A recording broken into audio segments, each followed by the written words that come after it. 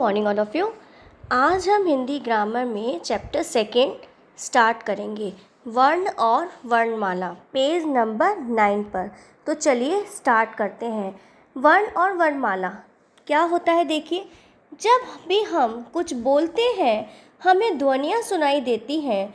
ये उन्हीं शब्दों की ध्वनियाँ होती हैं जिन्हें हम बोलते हैं, जैसे रवि जूते पहनो।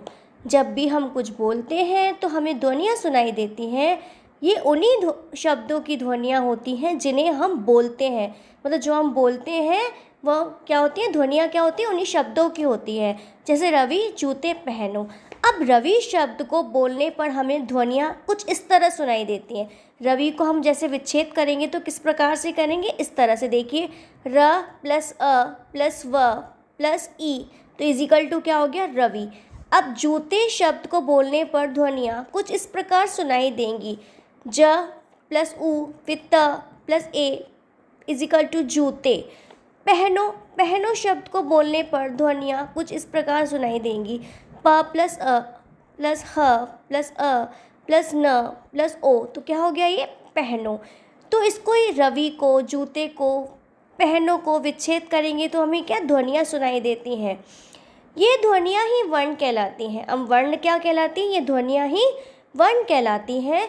इन ध्वनियों के खंड और टुकड़े नहीं किए जा सकते। इन ध्वनियों के खंड या टुकड़े नहीं किए जा सकते। जब मुख से उच्चारित ध्वनियों को लिखा जाता है तब ये वर्ण बन जाती हैं।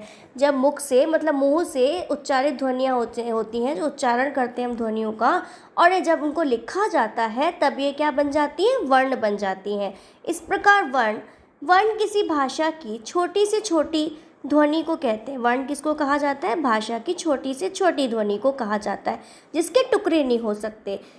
इसके बाद देखिए वर्णमाला। वर्णमाला क्या होती है, देखिए अल्फ़ाबेट। हर भाषा में कुछ वर्णों का प्रयोग होता है, ऐसे सभी वर्णों के समूह को वर्णमाला कहते हैं।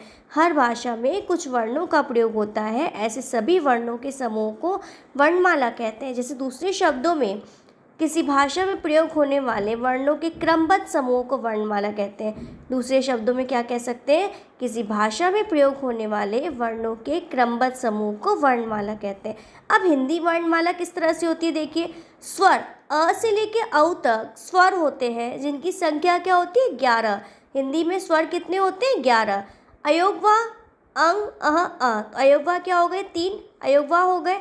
व्यंजन क्या हो गए, देखिए। क से लेके ह तक व्यंजन होते हैं। क से लेके ह तक व्यंजन होते हैं।